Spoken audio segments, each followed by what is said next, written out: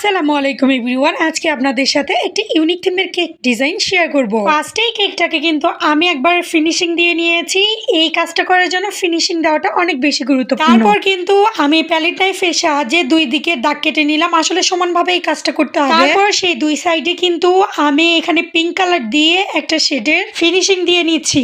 এই কেকটা কিন্তু দেখতে বাস্তবে অনেক বেশি সুন্দর লাগছিল। আমি আসলে ফোনের ক্যামেরায় এই কেকের ডিজাইনটা ফুটিয়ে তুলতে পারছিলাম না। এরপর আগে থেকে দুইটা বানিয়ে রাখা চেরি ফুল আমি দুই সাইডে বসিয়ে দিলাম, যেভাবে রেফারেন্স পিকচারে ছিল। এই কেকের পিকচারটা কিন্তু স্কাই ব্লু কালারের মধ্যে ছিল, কিন্তু কাস্টমার আমাকে পিঙ্ক কালারে করে দিতে বলেছিল। তারপর আমি দুই সাইডে এভাবে রেফারেন্স পিকচার অনুযায়ী সুগার বল দিয়ে দিচ্ছিলাম।